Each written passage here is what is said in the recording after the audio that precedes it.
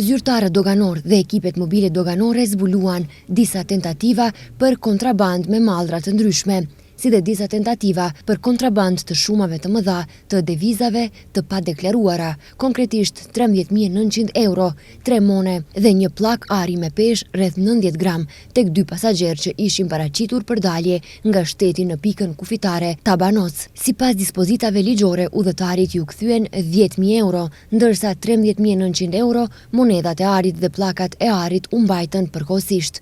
Gjatë kontrollit të një automjeti që ishte paraqitur për hyrje në shtet në pikën kufitare Qafthan, te njëri nga udhëtarët u gjetën 20.000 euro të padeklaruara.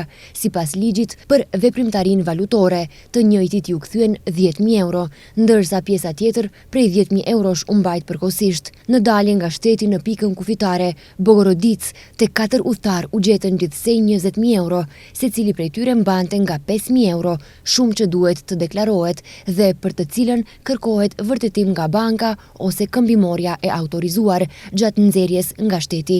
Sipas ligjit, për veprimtarinë valutore, secilit udhëtar ju kthyen nga 2.000 euro, ndërsa pjesa e mbetur prej 3.000 eurosh për secilin ose gjithsej 12.000 euro u mbajt përkohësisht. 30 kuti cigare me pulla akcize turke, 279 copë bijuteri dhe 30 kg rruza u zbuluan nga zyrtar doganor gjatë kontrollit të një autobusi me targa turke, të paraqitur për hyrje në shtet në pikën kufitare Devebajr.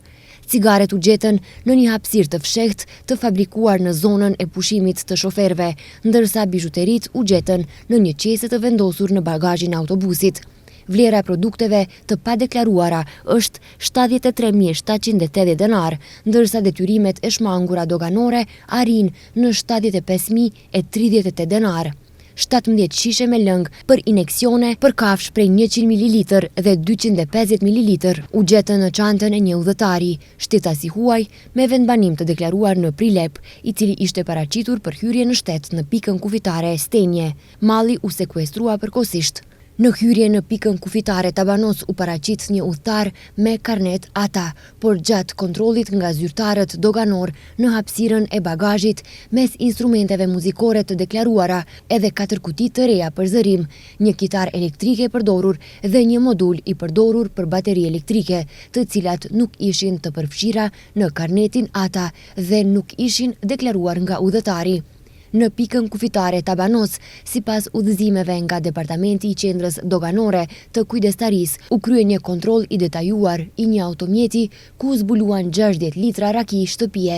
Shoferi kishte deklaruar vetëm disa bidon të vegjël me djath dhe çanta udhëtimi, ndërsa rakia e vendosur në shishe plastike dhe bidon ishte fshehur në dyert e pasme nën tapiceri, në tavan, nën kapakun e veturës dhe në çantat e udhëtimit.